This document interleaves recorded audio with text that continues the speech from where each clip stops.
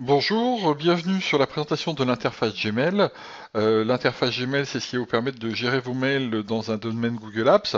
Alors, c'est pratiquement le même produit que ce que vous avez dans le gmail.com classique, avec quelques grandes différences, notamment votre adresse email nominative avec votre domaine internet, ainsi qu'une plus grande capacité de stockage et aucune publicité.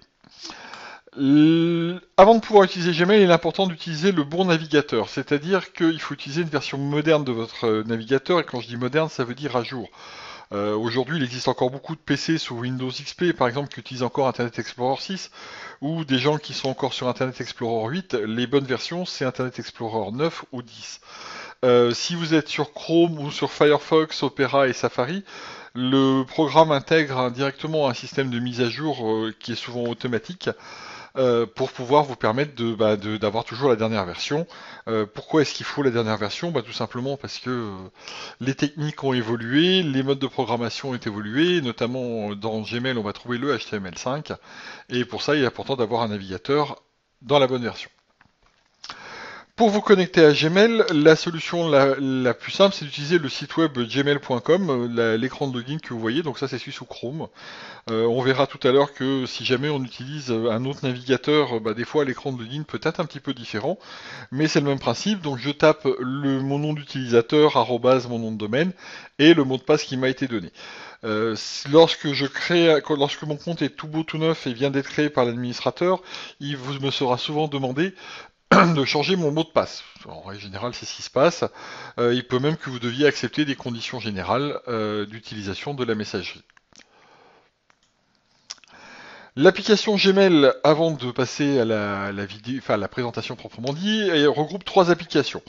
On va trouver la messagerie, la gestion des contacts et la gestion des tâches. Donc la messagerie, c'est pour vos emails. Les contacts, c'est pour tout ce qui est la gestion de vos contacts. Donc il faut savoir que Google intègre un système de contact automatique, c'est-à-dire quand vous envoyez un mail à quelqu'un, automatiquement il va sauvegarder l'adresse mail dans les contacts. Les tâches, ensuite, une petite application de gestion des tâches qui peut rendre service suivant les usages que vous souhaitez faire sur la gestion des tâches.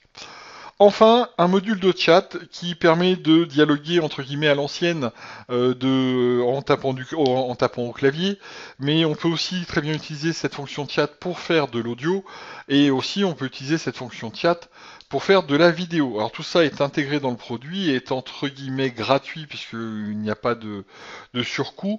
Le chat vidéo, si je ne me trompe pas, est limité à un nombre limite d'utilisateurs par rapport à cette fonctionnalité-là. Donc maintenant, nous allons passer à la partie présentation proprement dit de l'interface. On va arrêter les slides et passer à la présentation.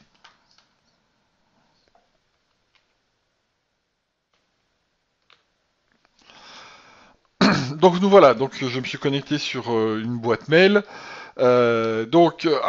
L'important, je suis connecté sur une boîte mail. Donc ici, dans la partie droite, en haut à droite, je découvre sur quelle boîte mail je suis connecté. Ça, c'est le point important. Puisqu'il est possible, sans aucun problème, d'ouvrir plusieurs comptes et d'avoir plusieurs boîtes mail dans le navigateur avec Google Chrome ou Firefox. Voilà, il n'y a aucun problème, on peut ouvrir plusieurs boîtes mail en simultané. Ici, on va trouver le point le plus important, c'est le moteur de recherche, et c'est vraiment la façon de travailler qui est un petit peu différente par rapport à d'autres systèmes de messagerie. C'est qu'on va on va user et abuser du moteur de messagerie, du moteur de recherche, pardon, dans la messagerie pour retrouver ces messages, puisque le principe étant que je lis un mail, je effectue l'action dessus, et une fois que j'ai effectué l'action, je l'archive. Alors on verra dans d'autres vidéos que toute cette notion d'archivage, toute cette notion de classement peut être gérée de façon un petit peu automatique, et on découvrira ça dans une prochaine vidéo. Ensuite ici, je vais découvrir ma barre d'options, de commandes, pardon, la barre des commandes, et ici la barre aussi des commandes pour poursuivre, où là je vais retrouver, par exemple on me dit que j'ai 10, je vois les 1 sur 10, où je vois ici, break. Donc ici j'ai la barre de commande, on verra que quand on ouvre un mail va légèrement changer, et ici j'ai la barre de navigation qui va me permettre de me promener dans mes mails. Donc ici on voit que j'ai un affichage de 10 mails à la fois, et qu'au total j'ai 28 mails. Si je souhaite passer à la page suivante, je clique ici, je passe sur la page suivante. Ici, la petite roue dentelée, c'est tout ce qui va être la gestion des paramètres, la gestion des options de la boîte mail, etc., etc., etc. Votre boîte mail aussi peut aussi arriver par défaut avec des onglets, qui est la nouvelle méthode de gérer sa boîte mail. Je vais faire ça. Hops, hops. On peut l'activer et le désactiver à volonté. Après, c'est une façon de travailler qui est plus ou moins, qui est différente. Utiliser ou pas utiliser, c'est vous qui verrez. Et on verra les avantages de cette solution-là, même si moi, je prône plutôt l'utilisation d'une seule et unique boîte pour travailler.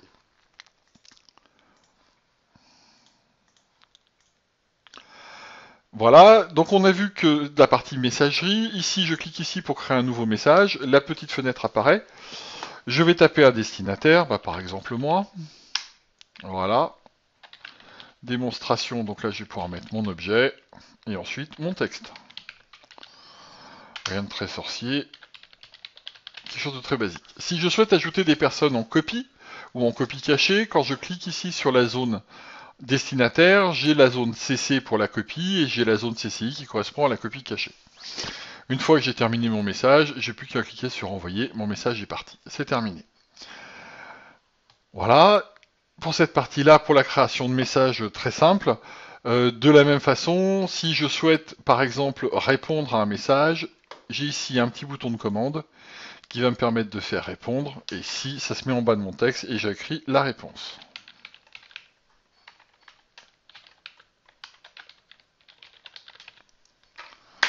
Pareil, de la même façon, je peux faire envoyer. Alors, il y a énormément d'options sur la notion d'envoi de messages, etc. Pour l'instant, le but, c'est juste la présentation d'interface rapide. On rentrera dans les détails dans une autre formation. Ici, je vais trouver les dossiers principaux, c'est-à-dire la boîte de réception, ce sont les mails que j'ai reçus, les messages suivis, parce que j'ai la possibilité d'indiquer ce qu'on appelle des stars en anglais, des petites étoiles qui vont me permettre de certains messages, en fait, de les retrouver de façon triée à cet endroit-là, et uniquement ceux que j'ai mis une étoile. Si j'enlève l'étoile, on voit, ça se met à jour, il faut attendre 2 petites secondes, hop, et le message disparaît, et il revient dans ma boîte de réception tout à fait normalement. Ensuite, la notion de message important, c'est une notion que j'utilise très très peu, et j'y vois pas forcément d'intérêt. Pour certains utilisateurs, on découvrira dans une autre formation comment l'utiliser de façon un peu plus approfondie. Et enfin, les messages que j'ai envoyés, et tout simplement les réponses que j'ai envoyées au mail. Ici, j'ai mes brouillons. Mes brouillons, c'est les fichiers que j'ai commencé à rédiger et pour lesquels j'ai encore pas commencé à envoyer. Dans cette partie-là, ici, divers, formations, priorités, suivi, ce sont des dossiers. Qu'on appelle normalement dans le système de messagerie. Sur Google Gmail, on préfère utiliser le mot libellé. Alors pourquoi cette notion de langage? Tout simplement parce qu'un dossier, quand on a mis quelque chose dans un dossier, il est dans ce dossier-là. L'avantage des libellés, c'est que j'ai la possibilité, de façon très simple, de pouvoir mettre un message dans plusieurs dossiers en simultané, ou plusieurs libellés en fait, de façon très simple. Voilà, par exemple, ce message-là, je l'ai mis à la fois dans le dossier formation, qu'on peut voir ici, et je l'ai aussi mis dans le dossier divers en même temps. Ce sont le même mail, il n'est pas dupliqué, simplement il est classé dans deux libellés différents. Le petit bouton plus me permet de voir tout ce qui est chat, donc tout ce qui est chat texte, l'historique de tous les chats texte. Tous les messages, ça c'est l'intégralité des messages que j'ai envoyés, que j'ai reçus, et aussi tous les messages que j'ai archivés, c'est-à-dire que sur lesquels j'ai effectué l'action. Je ne souhaite plus les voir pour l'instant. Si j'ai besoin de les retrouver, je passerai par le moteur de recherche pour les retrouver. Tous les spams automatiques. Alors je rappelle que le moteur de spam de Google est quand même relativement très très efficace. Il y a très peu de faux positifs, mais ça peut arriver. Donc je conseille toujours au début d'aller, la première semaine au moins, d'aller une fois par semaine, chercher, vérifier que ces mails en spam. Si vous n'en avez pas perdu, si vous avez l'impression que vous recevez tous vos messages, il n'y a même pas besoin d'y aller. Enfin, la corbeille, tout simplement, les messages que vous supprimez vont à la corbeille. Alors, point très important sur les spams et sur la corbeille, les spams et la corbeille ont un système de fonctionnement qui purge automatiquement les mails qui ont plus de 30 jours à l'intérieur. C'est-à-dire que quand je mets un mail à la corbeille, 30 jours plus tard, il sera automatiquement supprimé. Donc, je n'ai jamais besoin de vider ma corbeille, tout simplement parce que l'utilisation d'une boîte mail, comme on peut le voir ici en bas, j'utilise 0,05 giga sur mes 30 gigas alloués au départ. Voilà pour la partie messagerie. Sur la partie contact, alors je suis pas très riche en contact, mais voilà ici, donc je retrouve un certain nombre de contacts. Alors vous verrez, j'ai masqué les adresses email pour la majorité, pour garder un petit peu de confidentialité. Donc voilà, donc ça ce sont tous les contacts. J'ai la possibilité de modifier un contact en cliquant dessus. Voilà, là, il me dit toujours à jour, ok. Je peux rajouter des emails, je peux rajouter des téléphones, etc., etc., des fax, tout ce que je veux, une adresse précise. Si je mets une adresse qui est très précise, je pourrais même avoir une notion de Google Maps et on vous aura un lien direct sur l'adresse de la personne. L'avantage des contacts, c'est que ces contacts sont aussi synchronisables avec sont synchronisables aussi avec les téléphones mobiles, alors iPhone, Android et BlackBerry et Windows aussi, Windows Phone.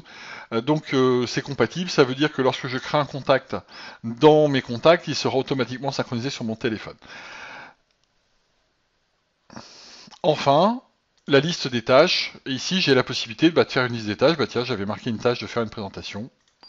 Ma présentation est terminée. Je la marque cachée. Cocher, pardon. Je peux aussi très bien la supprimer et terminer. Et je crée une nouvelle tâche. Finir la démo. Et ainsi de suite. Donc c'est très basique comme gestion des tâches, mais c'est pratique et je connais des gens qui s'en servent tous les jours. Dernier point, on reprend notre message ici. Je vous avais dit tout à l'heure que la barre d'options allait changer quand on était à l'intérieur d'un message. Et on voit ici qu'on se retrouve à l'intérieur d'un message et on a les nombres de commandes qui sont différentes. Ici, je vais pouvoir supprimer le mail directement. Ici, je vais pouvoir mettre le mail dans un dossier. Et ici, je vais pouvoir mettre le mail dans plusieurs dossiers. Et dans la commande plus, je vais pouvoir dire que le marquer comme lu, le marquer comme non lu, l'ajouter à la liste de tâches directement pour pouvoir le traiter plus tard. Pour cette partie de la présentation de la barre de commande, c'est terminé. Enfin, ici, il y a le bouton imprimer qui vous ouvre un nouvel onglet et qui va vous permettre d'imprimer votre mail.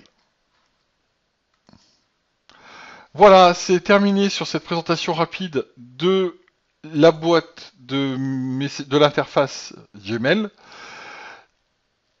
Donc voilà, c'est terminé pour cette partie de la présentation de l'interface Gmail. Je vous remercie beaucoup et je vous dis à bientôt.